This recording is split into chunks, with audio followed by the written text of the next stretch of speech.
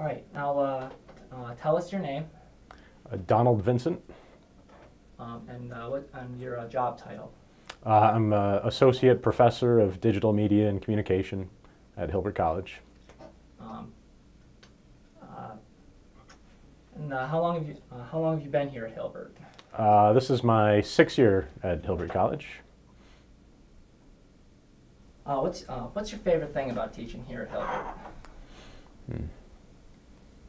Well, my favorite thing about teaching at Hilbert College is the students. I just really enjoy interacting with young people, particularly as I get older and maybe out of touch with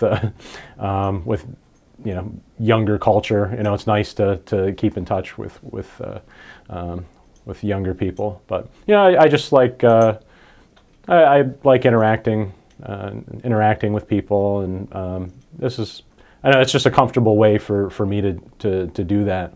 And I guess I'm also somewhat egotistical, so I like to be the center of attention sometimes. Egotistical? Yeah. Is that how you say? Is that how you think all college professors are? Yes. Yes. To some extent. Yeah, all of them are.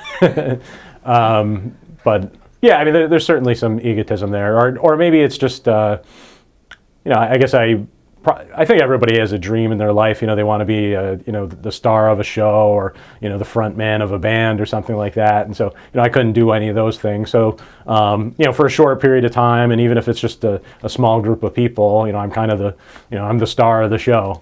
So I like that as well. But really, I just like hanging out with young people. Mm-hmm. Now you also worked in the radio business. Yep. How long were you in the radio business? I'm not sure. It seemed longer than it was, actually. Probably 3 or 4 years. I actually started out as an intern, my last semester of college, and I interned in the promotions department, which was nice. Particularly, that's actually where I got a lot of my sort of marketing experience, or it introduced me sort of to the world of marketing, and figuring out how to get your station's logo out there and present at events, and figuring out how you can draw people to the station. And also at the same time, I ended up doing some production work, which was nice. And then I got hired as a promotions assistant. So I was driving the van and setting up events. But it was cool. I got to go to a lot of shows and sporting events, and I met some famous people here and there. But that really wasn't what I wanted to do in radio. I really intended to be doing stuff on the air, or at least having something to do with the on-air product. So eventually I got the opportunity to move over to the programming side. I was actually board opping. How did that go? How did board opping? How was board opping? Well, but I mean, it's interesting. So I was actually board opping the Howard Stern show locally. Really? What was that like? It was cool. Yeah, I mean, it's not as exciting as it sounds, I guess, but because basically, the feed would come in, and so you're there kind of listening, and then you just have to make sure the right commercials play at the right time. It's from an outside source as opposed to being in the right studio. Yeah, but that was cool. It was tough waking up in the morning, and I had a million other tasks that I also had to perform kind of while the show was going on. What would you say your favorite part about working in the at least the promotions and promotion side of the radio? The best part of it, that's interesting. Or just in general. As far as promotions go, I guess the opportunity to just to be at events, you kind of feel like you're. Actually, I worked in Rochester, and I was new to the area, so. As a promotions person, I was driving all over town, and I was going to events, nightclubs and things like that. And so I mean, I learned the city in just a few weeks. So you really can feel like you've got your finger on the pulse of a community, because you're just out there doing things all the time. But I particularly liked. So after I was a board op, I kind of moved up and I became the music director for 2 stations. And yeah, my favorite part was really just figuring out, you know, what songs we were going to play, in what rotation, and you know, figuring out what 2 songs should go together in a set. You know, I enjoyed Just that like, kind of thing. Just like kind of creative stuff. Yeah, yeah. I mean, a lot of it. I mean, particularly because I was working in commercial corporate radio. You know, it wasn't always a very, you know, creative experience, but I you know, I did have that opportunity. You know, I could, you know, pick out songs that I thought were going to be hits and that would work, or you know, kind of putting together the perfect hour of music or something was kind of fun. I also enjoyed writing copy. So, you know, I would write copy for the promotional liners that would run on the station, and I worked for an active rock station that was targeting males 18 to 34. So you could be kind of edgy with it and have lots of sexual innuendo in the lines and stuff. So, I mean, that was always fun to write that stuff. Yeah. Why did you choose radio of all the media outlets? You could have chosen television. That's a good question. I guess I've actually found out since that I'm sort of like I guess they call it like an oral learner or an audio learner. So I think I'm just kind of geared more to sound than visual. You know, you know, in college, you know, I dealt a little bit with you know, video production and stuff like that. But I guess I always just cared more about the sound. You know, so I think I've just had a stronger connection with music and radio personalities. A lot of colleges nowadays, a lot of colleges have a radio station, whether it's online or actual analog. Did they have anything like that when you were in college? Yep. Yeah. When I went to Geneseo, so we had Geneseo, my brother actually goes there. Oh, good. Yeah, my sister went there, so. He's loving it. Is he? Oh yeah. Oh, good. Yes. But yeah, so we had WGSU there. I actually didn't end up working there till like my last year at the college, I think. But you know, I did a shift in the middle of the night, and it was a lot of fun. We actually had, you know, we still had like a record player there, and we had lots of cool old video, or I'm sorry, old vinyl, and you know, I played lots of stuff that I liked. But we also had like a modern rotation of music that was cool. Now, as a college kid, getting interning with a major radio station, was that intimidating? Would you say? It's intimidating when you start out.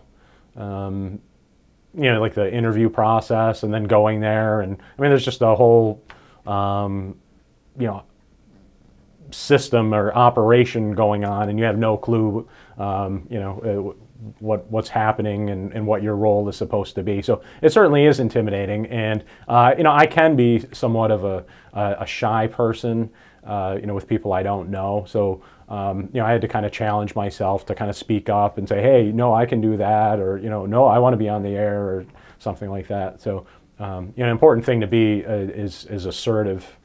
Okay, even if it's not in your nature, you know, you got to let people know you're there, because otherwise you just kind of blend in, and people don't take notice of you. So other than that, what other advice would you give to a college student who wants to get into the radio business, other than don't? Yeah. Like, don't. Well, I mean, it can be a lot of fun. You know, you know, certainly it's an industry that's changing. There's fewer and fewer jobs available. Companies are hesitant to hire people full time.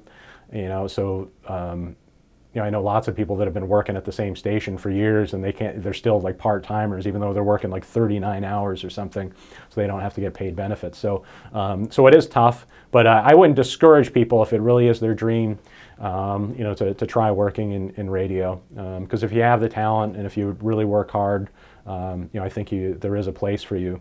But you know, what radio will look like in a few years, I'm not sure. I mean, certainly online components are much more important than before. Yeah, speaking of online radio, here at Hilbert we have Hawk Radio, which is an online station. Now you're the sort of starter of that? Yeah, yeah. So I guess I can take credit for launching the radio station. What made you think of having of Hilbert having an online radio station? Like what sort of sparked that interest? Well, it just seemed. I mean, obviously, the dream would be to have a radio station here, and certainly, there's budget concerns and stuff like that, logistics that are tough, and equipment that you need. It just seemed like an online station is just very practical. You don't need a tower. You don't even need like dedicated space. We have it on a laptop, so I could broadcast from anywhere I want, basically, on the college grounds. So it provides us with a lot of flexibility. It also gives us we can reach a lot of people, right? People in Japan could potentially be listening to us. So that's like a big benefit of like online streaming is it's so widespread. Right. Yep.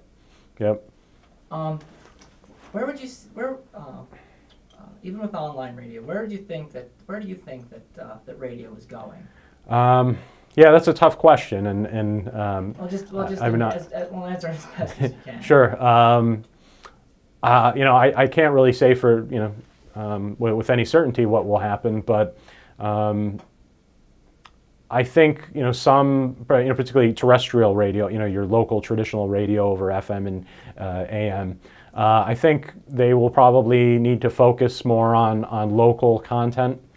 Okay, because people can access national stuff through satellite radio, internet radio, and so the one thing that like local radio stations can still provide is that that local angle in the personalities.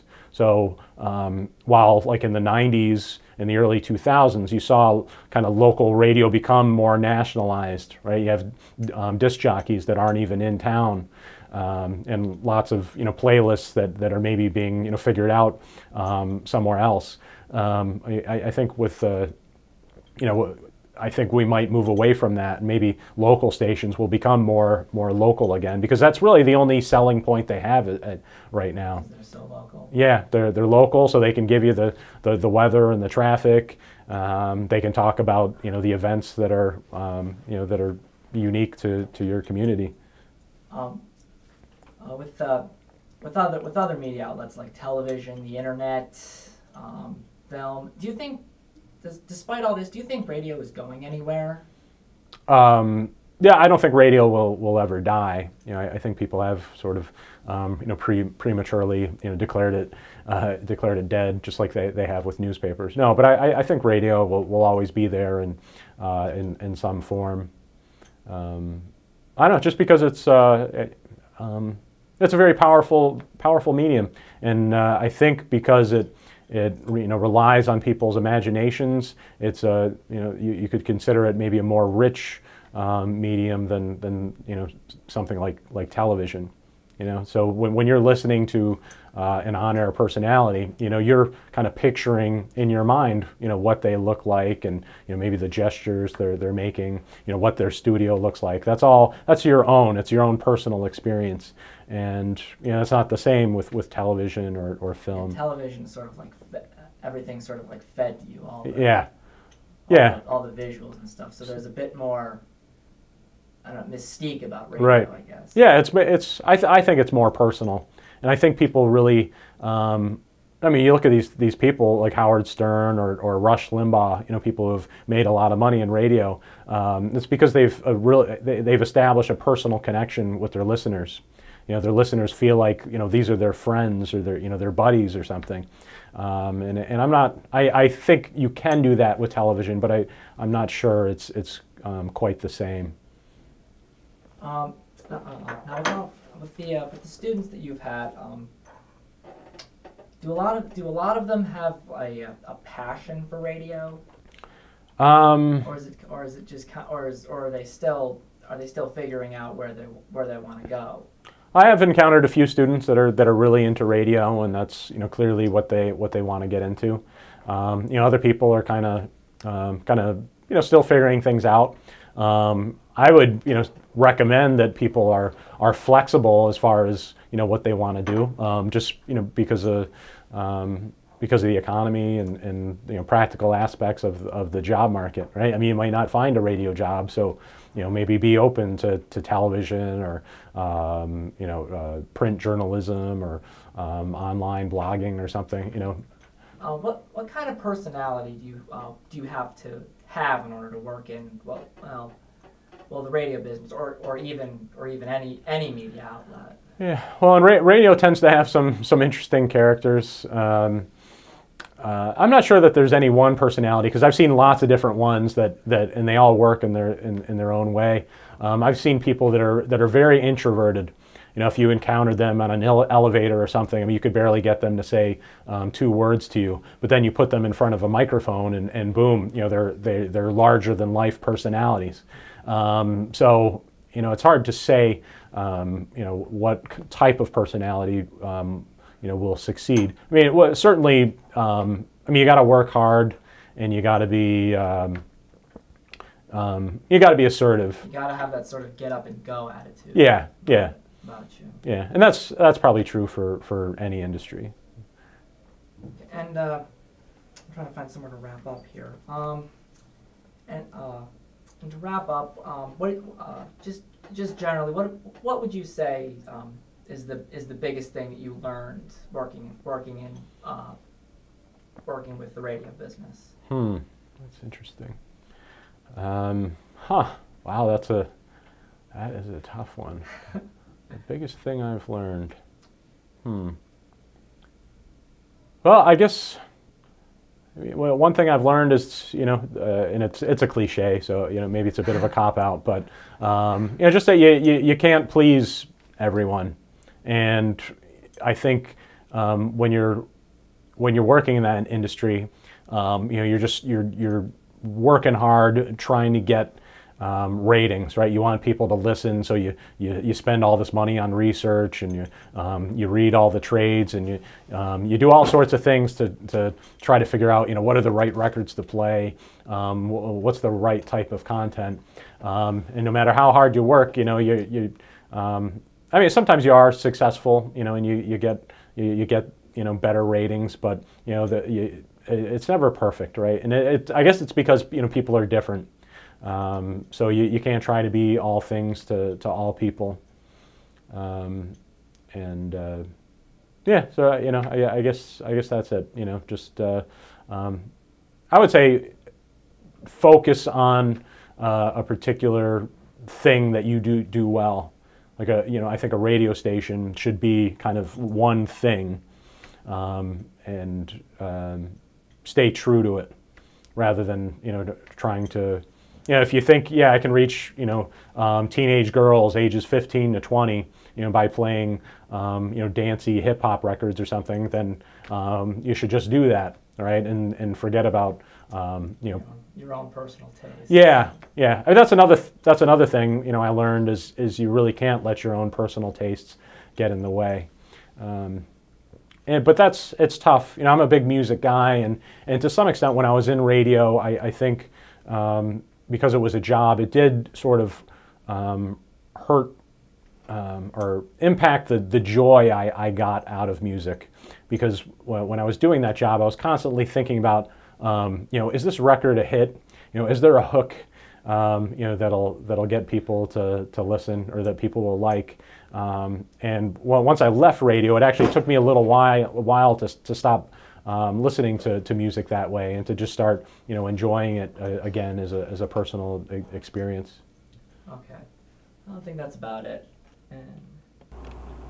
Right now, tell us your name and what you do here at 97 Rock. Dave Jixter, 97 Rock, promotions director and on-air personality. How long have you been in the radio business? And this goes back to me. I've been in the radio business. Actual radio. I started on an AM radio station in 1998. 1998. So a long time. Not as long as the guys I work with here. They've been in a really long time, and everybody that works here I actually grew up listening to. But I started, my first radio job was like June of 1998, I'm pretty sure. June of 1980. And where was that? It's at a AM radio station. It's still there. The call letters were WCJW, Country Western. Ooh. Yeah. They played both kinds of music, country and Western.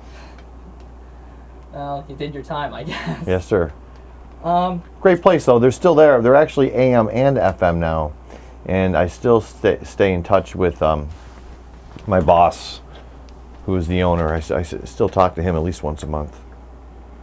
Nice. Now you're the promotions director. Can you give us a little bit of background info as to what goes on with the promotions? Yeah, being promotions director, every on-air giveaway goes across my desk. I'm required to make appropriate winner sheets for the jocks to read the actual prize. I work very closely with the sales staff to make sure I have the wording right for what we're giving away. So I'm responsible for all on-air giveaways.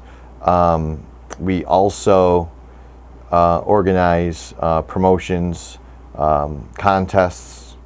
Like, for example, we have a Hot Mom contest. I organize that, and we do some on-air giveaways where we give away a trip. I'm behind all that. When we're on location, I make sure we have the right people hired for each event and make sure that we look good at each event. And 97 Rock does a lot of events and does a lot of sales remotes and is at a lot of concerts. So my job, it's not a hard job, it's just a very demanding job, time-wise. But it's enjoyable. Why did you actually decide to go into the radio business as opposed to some other form of media, like television or well, with radio, sometimes you do some TV. So I just always loved radio. I always loved listening to it. I love the guys that I grew up listening to, who I work with now. And I've wanted to do radio since I was like 7 years old. So I've always wanted to do it and never thought about doing anything else. Right. Now, being the promotions director, you have to work with a lot of college students. What are some of the cost benefits, kind of thing, good and bad type? With working with college students, the bad thing is sometimes they don't have any experience or clue of how radio works. So sometimes, you know, it's frustrating to get somebody as green as somebody doesn't know anything.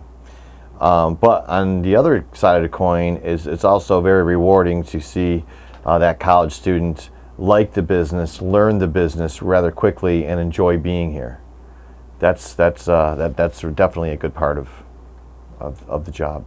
Now, when you're looking for new hires or new interns, what would you say is your idea of the ideal promotions worker or person in radio? Well, I think the ideal college student, I think the key is you have to want to be here. It's not like one of those boring college courses that you have to go to and that you hate. Anybody who is majoring in communications and wants to be in radio should want to be here at 97 Rock, because there's a lot of opportunities. There's a lot of networking opportunities. There's a lot of learning opportunities.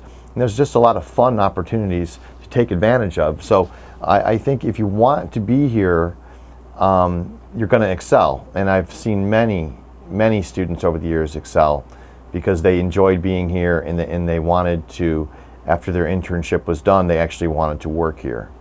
So.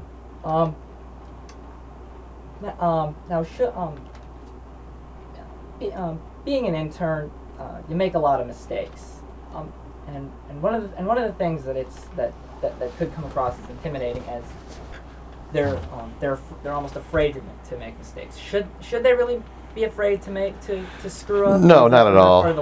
Nobody's made. Trust me. No one's made more mistakes than myself. I've made a lot of mistakes on air and off the air, so nobody should be afraid to make mistakes. That's part of it. That's part of life. Life's filled with mistakes. Now working in the radio business, what are some of the skills that you would acquire that, say, if you decided not to work in radio and go into another field, what are some of the skills that would sort of translate? And this doesn't have to involve technology or anything, just skills that would translate into another field. Yeah. I think networking skills I think are very important. It's no matter what job you have, networking is very important, because no matter what job you have, you might find that you need somebody else to help make your job successful or whatever. So networking is huge. You meet a lot of people. Obviously in radio, you deal with the public, so you want to have good people skills, and good people skills, I think, is the backbone at any job. You want to, whether it's with your coworkers or with the public, you want to have good people skills. So yeah, I think radio could really mold somebody into a really great employee in a marketing field or any other field. So in any field where there's a lot of networking, which. Mm-hmm. Now being in the radio business since 1998, that's almost 20 years. Mm-hmm. What have you noticed that has changed over the course of that, over the time you've been? Technology. I remember my coworkers recording commercials on like a reel-to-reel tape deck, which you see in a museum now. Now it's all digital. Do you find that's like easy? Do you find this digitalization is easier? Oh, most certainly. But you know, I remember playing CDs, and now it's all digital too. You hit a button, a touch screen. So technology has definitely changed. I think radio, it might have peaked, but radio is still a very big part of a lot of people's lives, and radio will never die. It'll never go away. It'll never go away to satellite radio. It'll never go away to iPods. Radio will always be there with the local connection of the jocks, the local forecast, the traffic reports, the news, just talking about local things. Radio will always be up there. Yeah, I was actually just about to ask, where do you think radio is going to go in the future? Like, do you see it expanding, or do you see like local stations like 97 Rock? Do you see those becoming bigger? Perhaps bigger, but yeah, radio's 97 Rock's here to stay.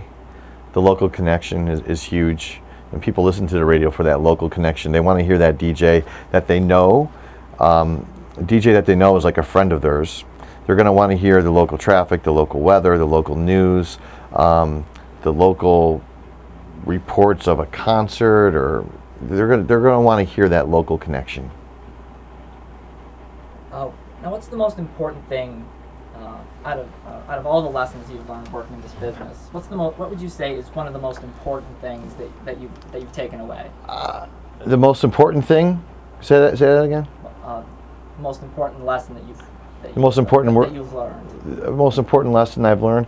I try to tell my interns, and I told myself, is try to never say no, I can't do that, or I don't want to do that. Because the more you say yes when they ask you to do something, you become their to-go guy. And the more you say yes, and the more dependable and reliable you become to your boss, the more chances of air shifts and the more chances of landing a permanent air shift will become. So I've always made myself available for any time a jock couldn't make it to work. I don't think I've ever said no, I can't cover for that person. I've changed all my plans and made an effort to get in and do something for the station when they ask me to, and that just, I think, really shows determination and will land you a full-time job in a career that's really kind of hard to come by now. So to kind of wrap it up, your biggest piece of advice for a college student like ourselves who want to get into this business is be proactive, be? If you want to get into this business, one, you need to want to. You need to have that passion behind it. If you're not sure of the passion, then try to get into a station and do an internship, because you'll know, or I'll know if you're into it or not. And what you would learn here, if you decide not to, the people skills and the networking skills you can always use at another job in life. It'll help you. All right. Okay. And now tell us your name and what you do, what your job title is. My name is John Pacillo, but I go by JP on 97 Rock. I assist with the music selection here on 97 Rock. I do middays, and I also am the public address announcer for the Buffalo Bills. What's that like? What's it like being the public address announcer for the Bills? It's great. I've been a Bills fan since I was just a kid, and it's really cool. You get to see my favorite sports team in action, and I'm the guy that says first down Buffalo at the 23-yard line. So everybody gets to hear your voice in the stands.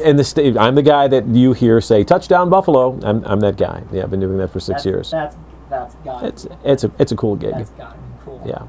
Now how long have you been in the radio business? Not just with 97 Rock. I've been in the radio business since 1976, which is 36 years, and I've been here at 97 Rock for 17 years. Yeah. And now, what sort of changes have you noticed happening in the radio business? Well, I'm sorry? What's changed since you first started? Presentation of the music. The way we do our radio show is the biggest change. When I first started, we played albums. You're familiar with albums? And actually, vinyl? Believe it or not, I am. Yeah. I actually am. I have. My dad actually has a stack of vinyl, and there's a couple boxes of vinyl in our house. I have one for you. How about 45s? They were little records with the big hole. I actually know about this. We used to play those back in the day, and that's the biggest change. It went from playing albums and 45s, and actually when I would do a radio show, we would have, our walls would be filled with albums, and we'd have racks and racks and racks of albums, and by the time a 5-hour radio show was done, there would be albums strewn all over the studio. Now, with everything being on a computer, being digital, there's no cleanup, there's no fuss, no muss. That's the biggest change. Now, in terms of being an on-air jock, there's a lot of, I know people have a lot of sort of assumptions about it. They like to say, I can do that. Yeah, all I have to do is talk on the microphone. Is that really the case, or there's more to that? Well, there is more to it, and it's interesting when we have each year 97 Rock hosts the guest DJ weekend. And a lot of our listeners, we give them the run of the ship for a weekend, if you will, and they get on the radio and say, well, I can do what you do, and then they get on it and they kind of hum. So there's preparation. It's not as easy as it looks or sounds, really. I mean, because it's live. I mean, you're not doing, there's no recording. It's you and 25,000 people listening, and you have to keep the show going. You have to have something that you feel the audience is going to be interested in hearing. But you can't talk too much, because they're really not tuned in to hear you. They're tuned in to hear the music that they like, and 97 Rock delivers on that. Now, what are some of the goods and the pros and cons of working in the radio industry? Well, I mean, for me, for 36 years, I've always said it beats working. It's never seemed like a job. I think if you can go and do something and make a career out of something that just doesn't seem like a job, then you've got it licked. So the pluses is coming in. I count the pluses every day. I mean, I come in, I work with people that I've known for many, many years. My colleagues have been in the business a long, long time. I get to play the music of my life. I mean, the music that we play on 97 Rock is my music. It's Led Zeppelin and the Beatles and the Who and Rolling Stones. And it's not physically taxing. I have a lot of friends that do physically taxing work, but it's mentally taxing because you always have to be on. So that's a plus and a minus, I guess. Is there a specific type of person that you have that? Well, let me rephrase that. are there certain kinds of characteristics you have to have in order to be an on-air jock? I think it varies. I think I got into radio because I love music, and I just wasn't gifted as a musician, but I knew I wanted to be involved in the music business somehow, some way. So that was what attracted me to it. Now you get someone like our morning guy, like Rob Lederman, who's very, very funny. What attracted him, I would assume, and I don't want to speak for Rob, but he wants to do his shtick and make people laugh, and that's the reason he's in radio. There's different reasons for different people getting in radio. I can only speak for myself. I got in because I love music, and I wanted. It's been a major part of my life, and was when I was a kid. And I wanted to share that knowledge of the music. I wanted to share that passion for the music with people who feel the same way. So that's the reason I'm in. Now, you do a lot of live remotes, where you have broadcast equipment set up, and you're working actually with the college students who are in the promotions department. What is that like? Can that get annoying or No, not at all. Not annoying at all. It's great because it's the next generation, and it's the next generation who want to get into the radio business. Now, some want to get into promotions, some want to be on the air, some just are here to see if I want to get into this aspect of media, this avenue, or do I want to get into television, or do I want to get into music engineering or whatever. So we're all in the same boat, be it the ones that have been in the business for 36 years or the ones that are here interning. We all share the same passion. So if there's anything that we can give to the college students, any knowledge we can pass on to college students, that's great. No, it never gets old. It's always good to see the next generation come in. Since you've been in the radio business for so long and you've seen so many changes, what do you feel would be the where do you think radio is going? What do you foresee as the future of this medium? I think it's very bright. I think as far as personalities go, the next generation coming in is great. There are always going to be ones that have the passion for the music, passion to share knowledge, talk with people, share stories. Radio is great because people are always looking to get information about their local sports team, about the news, things that happen here. That's why I'm not a big fan of satellite radio, because there's nothing localized about satellite radio. So I think as long as people are passionate about music and want to be informed and want to have someone that they can count on for, I mean, when you need information about a snowstorm, about something major, people go to the radio. They want to know what's going on. So what's the future of radio? The future of radio, I think it's great, and I think with young people coming into the business, I think it's in great hands. Now coming into the business, are there certain what are the sort of qualifications you have to have, whether it's like a degree, education-wise or personality-wise? First, you can't expect to make a lot of money. First and foremost. Okay. But what are the qualifications? I know I've said this a lot, and I hate to keep using the same word, but it's passion. If you come in with passion, I never went to college. Maybe I shouldn't say that, but I didn't. That's okay. You know, I didn't. I came in with a passion and a want to do it, and I think it's your will to want to make it happen. That's what you have to have, the drive, and just know that there's going to be days where you're going to be, if you come in as a student and you're interning, there's going to be days where you're going to be sitting in a parking lot at One Bills Drive at 6 o'clock in the morning getting ready for a tailgate party that you really don't want to be at, but it's all part and parcel of what comes with being in this business and starting off in this business. So it's just the will to want to do it. Now, what would you say is the most important thing that you as a person have learned in this business that you want to pass on to someone like me who's trying to get in? About this business?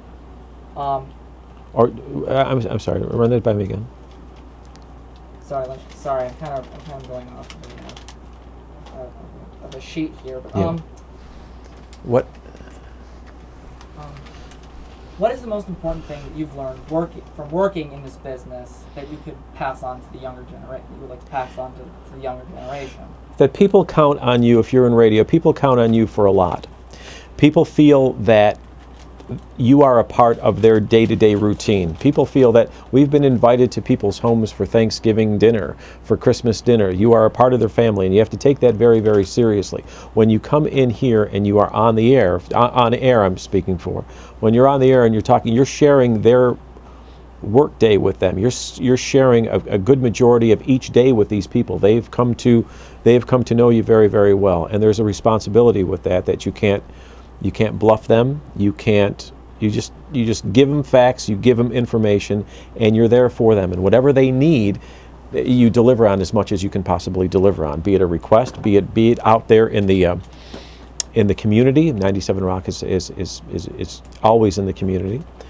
So just that big tour bus now. The big tour bus. Yeah, you like the big tour bus? It's pretty cool, isn't it? Yeah, we're not a cocky radio station at all. No, it's a cool tour bus, and we're where we need to be, and so it's the responsibility that we have to people who are 97 Rockers to deliver on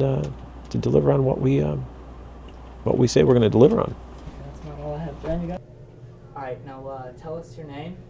My name is Scott Gattie, Scottgattie.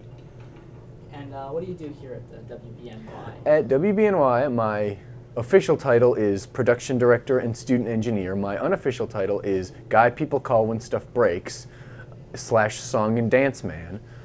And I am one of the 3 hosts of the BLT radio show. BLT standing for Bo, Lars, Trevor. Bo being my alias here at the radio station, Lars and Trevor being my co-hosts. How long have you been here? How long have you been at Buff State? At Buff State, my first semester was in the fall of 2009. It is my last year at Buff State right now, and I've been doing WBNY since the day I got here, the 3rd day of orientation. I popped in here, wandered around a bit. Oh, it's a little claustrophobic in here. You know, ended up in the studio somehow. Met up with would eventually become the sports director and then the program director at the time, and you know, talked to them, and it all blossomed from there.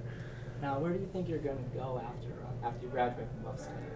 I have no idea, but I'm perfectly okay with that. I definitely want to work in, you know, the commercial radio industry or some sort of branch off of that, because obviously technology is always changing. There's a lot going on with social media and podcasting and a lot of different channels like that. And I'm sure I could talk your ear off for a while about that one. But I guess most of all, I want to connect with an audience, wherever that audience may be. Now, what inspired you to get into the broadcast industry, mostly radio in particular? Well, I kind of fell into it a little bit. I did my high school's television station and found it was a nice little outlet where I could do my own thing and then be as weird as I wanted to be on a platform, and you know, feel like I was doing something that I really loved. And then I came here, and oh man, BNY has just completely changed my life, and I can't imagine now doing anything else. Now, you also work for Cumulus Broadcasting. Yes, I do. Correct? That is correct. I work part-time at Cumulus Buffalo. Now, what do you do? I do a lot of different things here and there. I call some folks that win prizes. I work with different promotional events that might be going on. Sometimes I'm back in the studio sort of flexing the skills that I learned here at BNY, actually, in running the board and basically being an extension of the DJ's arms. Let's say they're out on location or out some other scenario where they would not normally be able to run the operations and run the controls. I'm back in the studio while they're out on location and can talk back and forth with them, and I put them up, fire different production elements. If they need like a backing bed or something, that's on me back at the studio. Now, what is that? What is it like to work at a professional radio station? It was certainly intimidating when I first got there to see about the big times. When I got a hold of the board, it was really interesting because it was a lot of the same stuff that I had seen on the board here at the college. It was just all in different places. It was all stuff that I was somewhat familiar with. They had machines sort of that were designed by the same companies. 360 Systems designed some stuff that both stations used, and they had similar ways of going about some things, but it was a lot easier to get used to the commercial radio environment thanks to all my experience that I've had here at Buff State. Now, what would you say the difference between the college setting and the professional setting is, if there is even a difference? What would you say that is? It's a lot bigger of a pond, and I'm a lot smaller of a fish up in the big leagues, for one. Obviously, you know, they're a lot more streamlined and corporate. Everybody knows what they're doing, and everybody's on the same page. They're always having meetings for how to get every little thing down. BNY, it's a lot more laissez-faire and a lot more, well, weird. But that's kind of the appeal of college radio. Weird in a good way? Oh, absolutely. There's so many great weird angles on shows at BNY that you couldn't possibly get on commercial radio stations. Yeah, what kind of leeway does a college radio station have that a regular commercial radio station really wouldn't? Maybe not FCC and content-wise. We are still an FCC licensed station here at the college, so we still can't swear. But it offers up a lot of niche programming in weird ways. Let me give you an example. Obviously, for one, the BLT, it's not really a show you would probably see normally inhabiting a major commercial radio station. And the show right after us is a weird combination. It's called The Sports Monarchy. They combine sports talk and production elements of like an old English king's court. Like it starts out like with a big fanfare and like, all rise for the monarchy of sports radio. And they go with that whole motif. Obviously, sports radio in the commercial world tends to be taken a bit more seriously than that. So that's not really something you would normally get. So there's a bit less there's a bit less room to sort of maneuver, like to have fun. I guess you would say. I wouldn't say that, but it's just on different levels. Like they obviously still have fun on commercial stations, but it's within their constraints, and they're geared more towards what's going to sell and what's going to appeal to the bigger audience. We're doing what we do solely for the purpose of amusing ourselves, and if it amuses somebody else that happens to be tuning their radio dial, then cool, great, but you know, we're doing this for us. So when you first started working at Cumulus with 97 Rock, 103.3 and 104.1, all those radio stations, was there kind of like a how would you describe the feeling of meeting some of these radio personalities that you may have grown up with? Oh man, it was absolutely astounding and mesmerizing to be working across the hall from Shred and Reagan after we were listening to them religiously for years and years in my adolescence. And that's probably why I'm even a morning person now. People think it's weird that I'm a morning person. I used to get up just to listen to Shred and Reagan at 5:30 every morning. I still wake up at 5:30 every morning now. It's just out of habit now.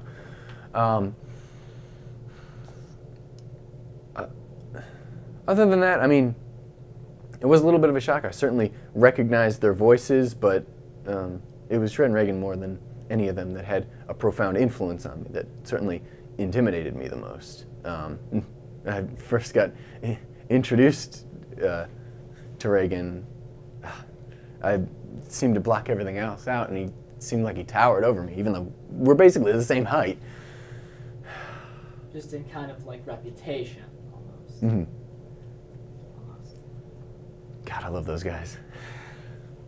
It was even, I was still there for, it took a year of being at Cumulus till I had the balls to go up to ask them, hey, can I observe, you know, one episode of the Shred and Reagan show? And, you know, they eventually said sure. And I didn't say anything just because I finally saw behind the scenes of everything I'd been listening to for so many years and saw all the process behind it. And by the way, like, Shred and Reagan is a show that gets podcasting for regular radio stations right. They do it right, and I really like what Jacka does there. Just a side note. Okay. Now, what would you say your best experience in the radio business would be? I know that might be a hard question, kind of. My fondest memory overall so far, I'll be perfectly honest with you, it did not happen at Cumulus. I haven't had my fondest memory there. There's nothing there that has trumped BLTIRL. Let me tell you that story, okay? So we do the BLT show, as I mentioned. My name here is Bo, Lars, and Trevor, BLT. And we go with that whole sandwich motif for the show. The first semester that we did the show, every other person that would stop by in the studio, every one of our friends that happened to be here in the lounge that would go into the studio and talk on the show for a little bit, they also got an ingredient name, a food based on the first letter of their first name that we would adopt for them. You know, like we had our friend Terrence on, so he would have been Twinkies. And we had a guy named Eric on, and he was Easy Mac, only because, you know, only because it couldn't be ecstasy. Joking things like that. And it was all just this theoretical sandwich. And about halfway through the semester, we ultimately decided as a group, this sounds really, really disgusting. Let's do it in real life and actually eat it. So the last week of the first semester we did it, we, on that Monday, made a trek down to Wegmans and got all the different ingredients and a big loaf of bread, and it racked up like $50 worth of stuff. And brought it in the fridge here, and then on Wednesday we ran a mic cable out into the lounge here, set everything up on the table, and cooked stuff up in the microwave and made the sandwiches, and a lot of folks actually ate them. They had, what was the stuff they had on there? They had Nutella, we had them covered with, obviously, bacon, lettuce, and tomato. It's Special K cereal. We poured it in sugar, and ironically enough, the guy we nicknamed Sugar would later get diagnosed with diabetes. That's true. Yes, he even autographed, we still have the little canister of sugar that he autographed the day that he got diagnosed, if we can see right there. It had kind of interesting. It had cilantro on it, it had the Twinkies I mentioned, it had the Easy Mac. We had falafel mix, but nobody mixed it up into like actual falafel balls or any sort of shape. So we're like, what do we do with this raw falafel mix? We poured it into the Easy Mac and then cooked it in the microwave. It was absolutely disgusting. It was by far the worst part of the sandwich. I took one bite of it, almost puked, and I said, okay, that's enough. I have no regrets. I did it, but I'm not doing it again. Some folks went back for seconds. It was insane. I'm gonna remember that the rest of my life, and that's. I can imagine something like that. So far, that's the proudest moment of my radio career, is BLTIRL. Nice. There you go. Now, on a personal level, what do you think is the best thing about working in radio? Like the best aspect of it? Is it the fact that you get to basically have your voice on the air, that people get to listen to you talk, or is it just the fact that, or is it something else? It's not even being on the air. Like, I don't mind doing behind the scenes stuff, production, engineering, what have you. It's the feeling of you're directly influencing this entity, whatever it may be, that's impacting so many people in their daily routines, in their daily lives. Even if I was just behind the scenes in engineering, making sure all the equipment doesn't blow up, I'm fine with that because I can still see the impact that it has there, and that's. Yeah, you're a part of a big team that keeps this whole business Oh going. yeah, the glue that keeps things moving, the grease that keeps it together. It seems like that's well in any form of production, I've always found that that's the case.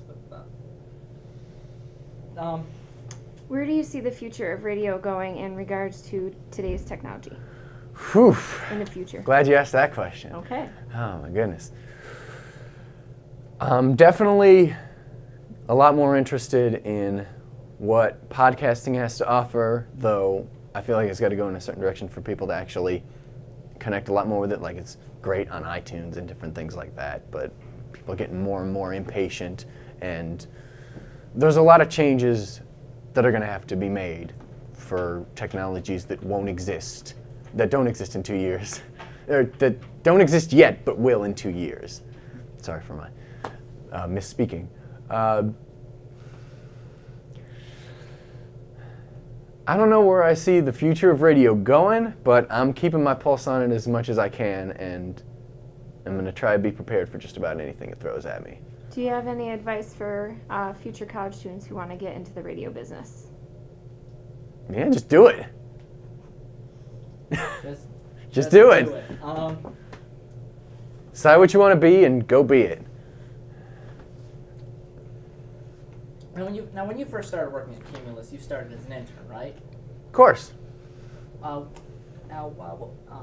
that's one way. What would you say the best way of getting into the radio business would be? Or is there a best way?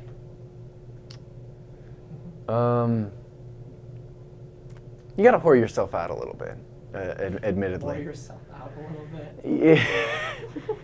Yeah. I mean, I for lack of a better word, that's just about it. If you go to 30 different stations saying you'll do anything, then chances are one of those stations is going to have one thing that you can get your hands on, and then more will develop from there. Like, obviously, internships is one way to start. It doesn't have to even be for like credit or pay or anything. You just observe them and watch to see how they do it, and basically just hang out by the radio station. It's, Yeah. even more than just watching them do what they do, learn from what they do. Take something into it. Because when I observed Shred and Reagan, I noticed the way I had always done things on BLT before was that I was on the board and I had my laptop to the side if I wanted to play like extra elements. Like, let's say we were doing our NFL picks and I wanted a little Sam Spence NFL Films bet. I'd have to reach over and put it up on the board and stretch around a little bit. When I observed Shred and Reagan, I saw that Shred was on the board and was firing some of the elements, but when they had audio from like news sources, when they wanted to play like some viral video that was going on recently, Reagan had his own little mini board on the other side that he could control and have sources play from there. And that directly influenced what I did on BLT. I said, why haven't I been doing that sooner? So for a few shows, I let Lars or a trainee of mine produce, as in like run the board, and then I sort of turned my laptop around a little bit. So I had the other sources that I could just fire from my laptop from there, and it was a lot easier for me, and the show ended up going a lot smoother. And you take different parts from everything that you see and try to mush it all together and create what you do. All right. Mr. Chris Jackson is going to do a quick interview with us for his project. So we're just going to answer the questions.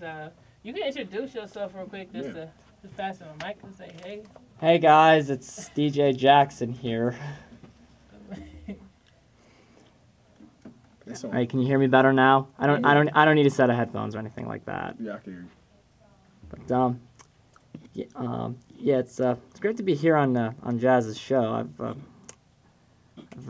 I've been listening to it for the last couple weeks, and it's good. It's good. I wish we get more. We need to get more people involved with this. Am I right, Jazz? Yeah, and we appreciate you and everyone else has been supporting us so far. And we got a lot of plans. Me, you, and a couple other people have plans for next semester to build Hawk Radio and make it even better. All right. So I guess y'all can hear us on our on-air interview real quick, and I'll burn up some time. So go ahead, man. Let me just turn my chair around real quick. All right. As long as everything is okay with you, everything's fine. All right. Interview within An interview with a show within the interview, y'all. Within the show. All right. Doing it live. Doing it Doing it live. live. Check them Doing it out. It's live. cool. Cool like that. All right, let's get started. Now, well, what are each of your names? My name is Marquand Lowe. I'm a student at this college, Hilbert College. We're streaming live from the booth, this short room. But that's not my whole name. Just that first two. That's the first two words. That's my All name. right. My And name, my name is Jasmine, also known as Jazzy J, like he's Q. Just radio personality names that we made up for the station. Yep. all right. How long have you been going to Hilbert? Well, I've been here since the fall of 2009. I got accepted, and I've been here ever since. Yeah, I am a sophomore. I ain't got as many stripes as Jasmine, but I'm in here. What made you choose the media department, the DMAC department here at Actually, Hilbert? it is a weird case for me because I am not a DMAC major. This is his major. I'm a criminal justice major. I was a guest on one of the first shows that Jazz had put up, and they asked me to co-host, and I just said okay. I said I'm not doing anything on Monday, and it was just something else I wanted to do, and I just stuck with it. Yeah, because the thing about was Q was like, we were going to have him as a guest to talk, and then he came back for another week was talking, and then I just sat there, and I was like, yeah, he's talented, you know, and you need feedback off of people to make good entertainment, and you need diversity, and the things that he said, like, is very enlightening. So I was like, yeah, I feel like, and also I think it would be a good thing, because Lawrence, he's not here right now, but we're all in different levels in our education. He's a sophomore. Lawrence is a junior and I'm a senior. I will be coming back in the fall. I'll be a senior as this coming January. So what our plan is to pass it down, the mic basically, get the connection going, you know, and then, you know, change it around and try to expand it for Hilbert College. And right now it's starting to really take off, and we're excited. All three of us, we work hard. We work daily because it's hard to try to push the station. Yeah, but put up new content for everybody. You gotta actually look. Yeah. You just don't Yeah, come to you. we be stressed out trying to find, especially when it's a boring week. You know what I mean? We sit there and be like, "Ooh, what we gonna do?" And we just had that today. Yeah. So Do you guys always seem to find stuff? Oh yeah, it's always something to talk about. it's always something. But like the election week, it was nothing on. It was nothing on TV. It was just Nothing. full about. Just everything was about the election. This week is really quiet. I mean, the reason why we really don't have anything to talk about because everybody's studying. Yeah, it's It's right finals. now finals week. It's finals week, so we really don't have time to just to look around for entertainment news or politics. We really is focusing on education right now. But we will. Yes, this radio show is kind of a side for you guys. Yeah, Yeah. it's really aside for me though. it's a side, but it's kind of like a first priority with me Mm-hmm. because the level that I am in with school. See, I'm a senior, you know, and it's kind of like it's push come to shove, and in this industry you got to push yourself and try to get your doors open for yourself because no one else is going to open those doors for you. Exactly. And if you have people that's willing to listen to you and willing to hear the things you have to say, you know, I say why not? Why not do it? Why not get yourself out there as a whatever you are, as an entertainer, as a talker, as a whatever, you know. If you got the drive and determination, I mean, he's not even in this major, but like we said before, but but he got the mic, you know, and hopefully next semester we have a lot of people with the mic, and we just trying to keep it pushing, you know. Yeah. After you graduate, Jazz, where do you see yourself? After graduating, thank you.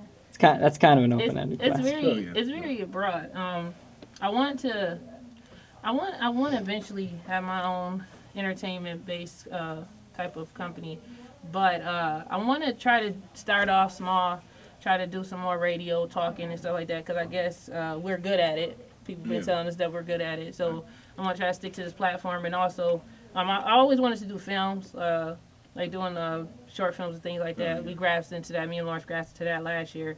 So we're just trying to push the idea of us as a group and try to get us established as people and see where it takes us. Okay. Now what drew you to doing radio as opposed to I don't know television or film? That's funny.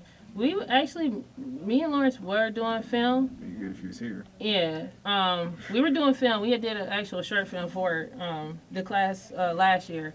And that got really good reviews. I always wanted to be a script writer, but what grabbed me towards radios because of Don Vincent.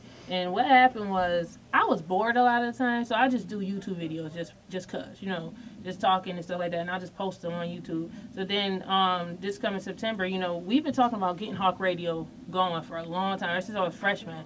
So when he said that they finally got the station going, I was excited. So he invited me to come to I think it was a career fair, and that's when I met you.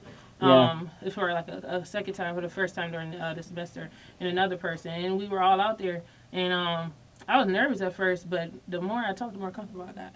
Yeah, man. Yeah, that's kind of how it works with radio, isn't it? Or is that what you found?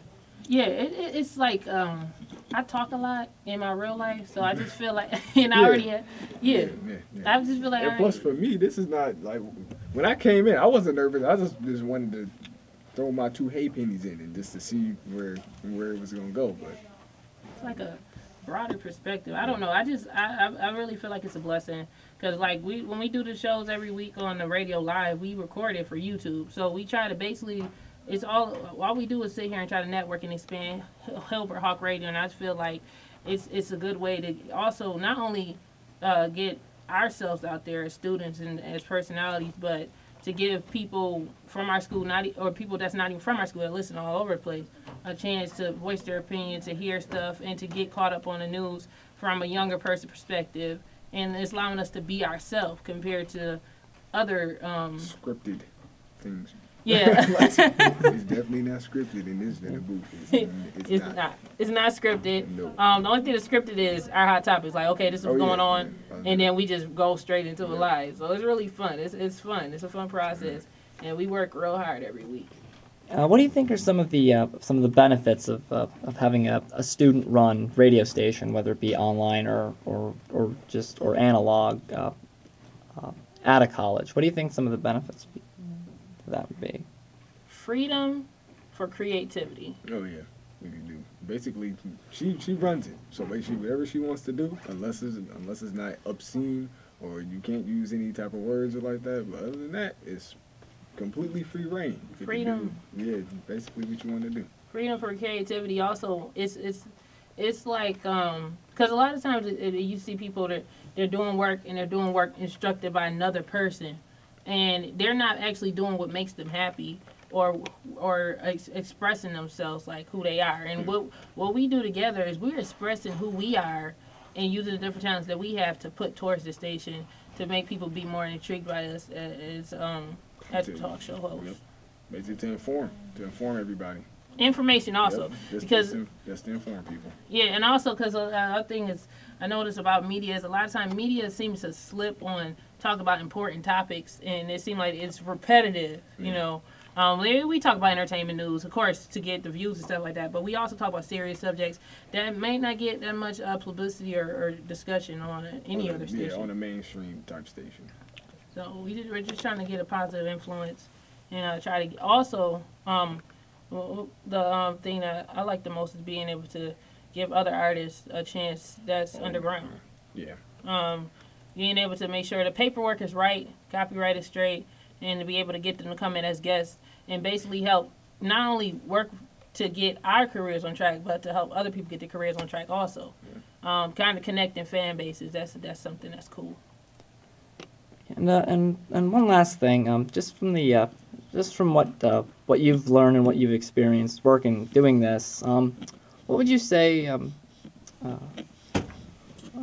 What would you say is your favorite part about doing that? About being on a college radio station? I'm gonna think about this. You said the best part? Well, your favorite part. Favorite part. My favorite part. Oh man, my favorite part is being able to just talk and tell people about the news, and I love the feedback from people also, because it just shows that the hard work is not going unnoticed, and also it's giving us the chance to connect with other people from different walks of life. And people be drawn because we get all types of different people that say they listen to us, and we're connected. Professors. Yeah, a few professors. We get people from professors to all types of different type of people from different walks of life that actually come and listen, and it kind of shows that we might be different, but we're all alike on some things, and we all have pretty much the same opinion on certain things, and like to talk about the same stuff pretty much. And also, yeah. For me, my favorite part, I get to take a break from studying. I just come up here after I'm sitting in my room or after work, and I just come up here and I just do the show. And I just have a break, especially now. I'm doing all that studying for finals. Yeah, finals is killer. I got my exams next week, and I've been like, it's been hard going back and forth between finals, classes, and coming to the station. You know, I don't even. Sometimes I be wondering, how do we do this? Do it. We don't even know how we do this. We just do it, you know. Now, one thing I always say to people is that people say that they want to do stuff. When you want. To me, I just feel like you don't get anywhere. You just do it. Just do it. You know, just do it. Like you want to do it, just do it. That's how we do it. All right.